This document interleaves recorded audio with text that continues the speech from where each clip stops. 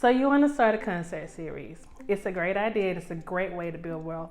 And I'm here to show you exactly what I did, and hopefully you can emulate some of these things and be successful too.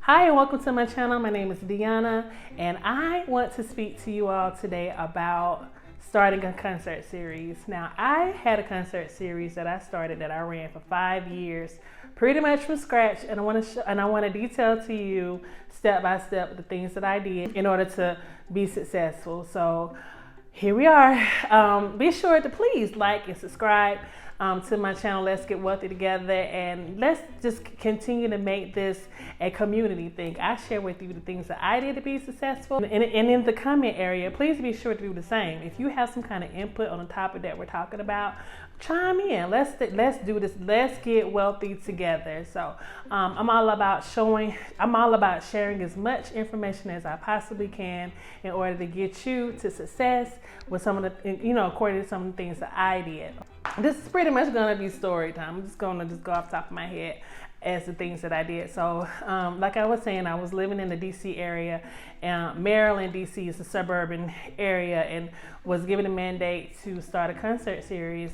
They had one currently, but it was very disjointed with the community, right? It was artists that they would bring in that people didn't like, and they had everything just kind of screwy. So first thing you should do is and when you decide to do a concert series, or maybe you're in a position and they're asking you to do a concert series, take inventory as to what is currently happening.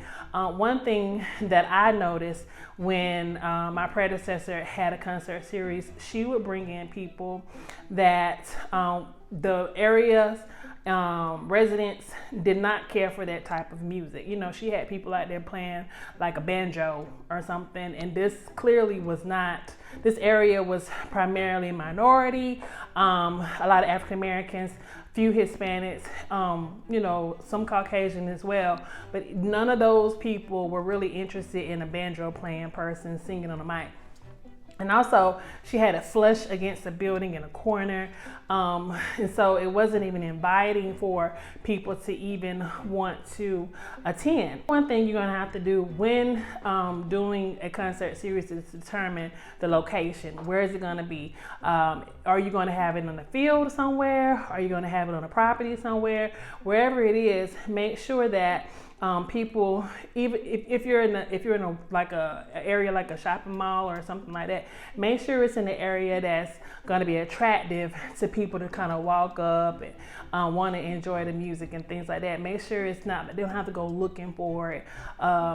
And then make sure if it's in the area that can be covered or have grass, or you can even make it comfortable for people to want to come out and enjoy it, because people are doing this because they want something to do, and they want to be comfortable when they're doing it. So another thing you need to do is take inventory of the popular music in the area.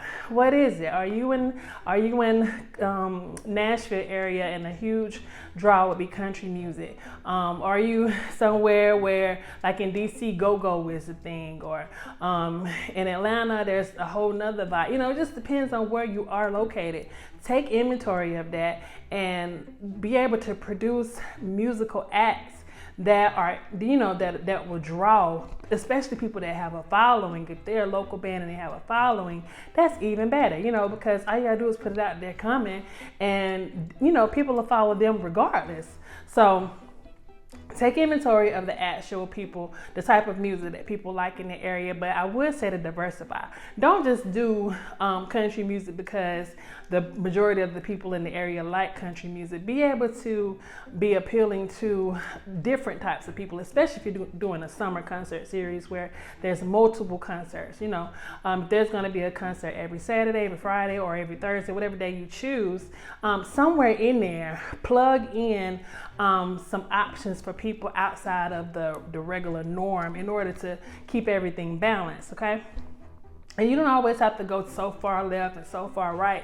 Sometimes you can kind of be in the middle when it comes to you know, people enjoying the music. Now, if you're in an area that is heavily about this type of music and they don't want anything else, give people what they want, okay?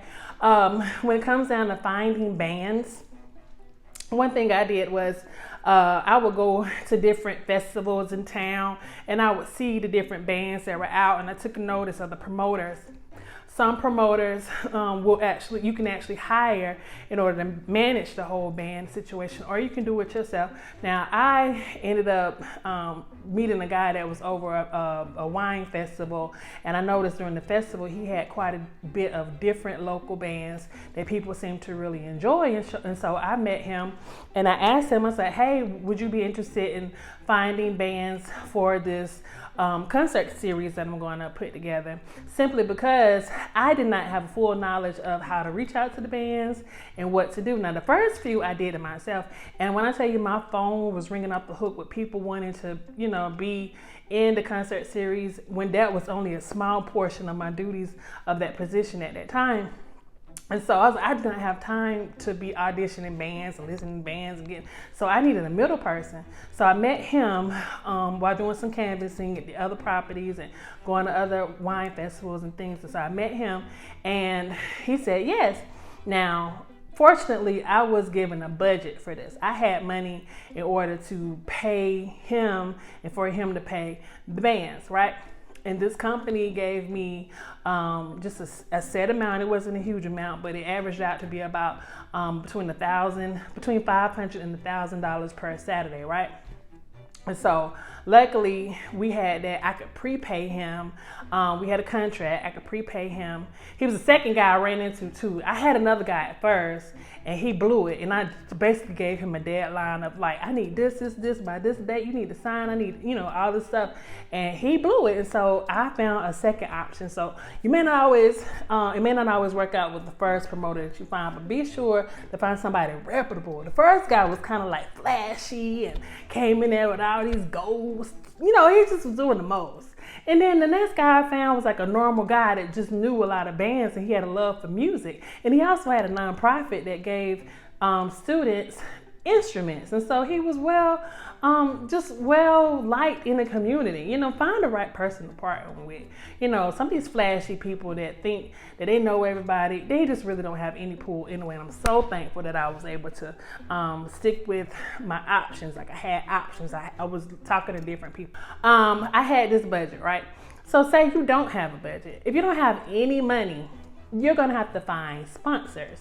And so what I did was I created also a sponsorship in order to bring in additional monies, and I have a video all about how I brought in $100K worth of sponsorships for my concert series, you know, and so I will link that video to this. But in the meantime, you want to have these monies in place. You may have to start small. You may have to fund it out of your own pocket the first few times, you know, so that sponsors can get a look and a feel of where you're going.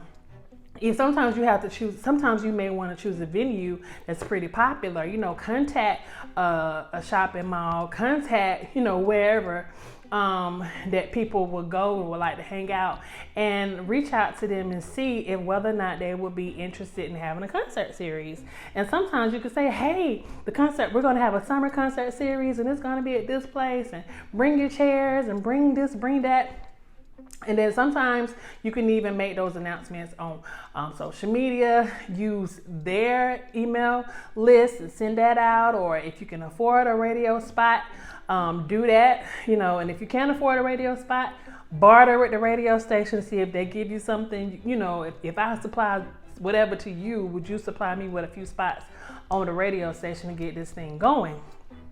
Okay, so now you have your bands, and you have a venue, and you have a place where everyone is going to be comfortable, and you also have your sponsors. Be sure to watch my video about how I did the sponsorships.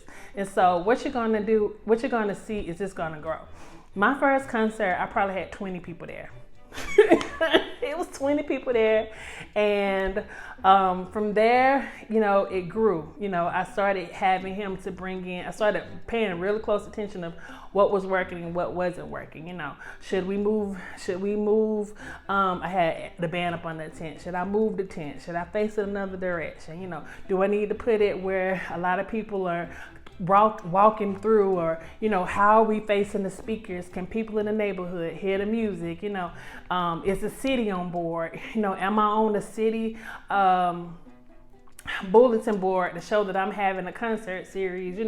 I'm asking for perks. I'm like, hey, can we let them bring blankets, and can we let them bring their chairs, and it's family, it's by a playground, let your kids play. I was trying to pull every single thing that I possibly could in order to get people comfortable. So at the end of my concert series, I had reached over 1,000 people per Saturday in this tight area. Luckily, we were outside, but even some Saturdays, I would, if at one point, I did have the radio station come in and do a live broadcast. On those days, I would have 3,000 people, and my God, they would be sitting everywhere. We had to have traffic control every Saturday, pretty much.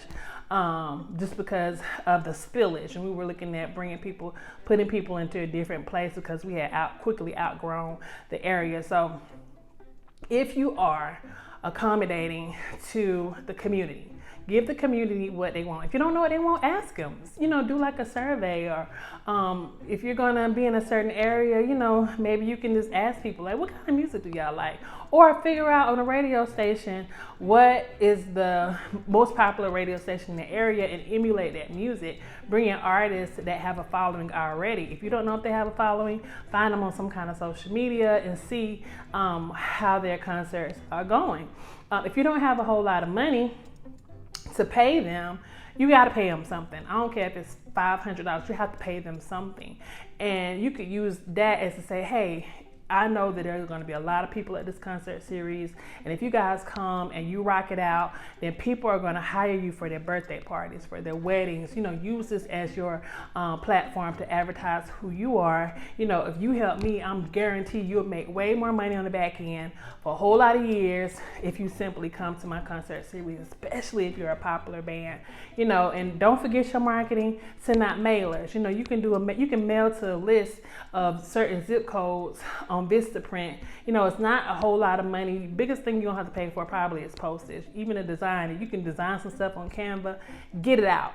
If you can get a radio station to make an announcement, or like I said, barter for spots on the radio, do that. If you can go and make some banners that you could put signage around the area, talk to the city first, because some cities and counties have restrictions for that. Get that out as well. Get the word out. Get it out on social media. Go live. Tell your friends, tell your family, tell them to come, and watch it grow. I guarantee you, if you take these steps, you will see that you will have a successful concert series.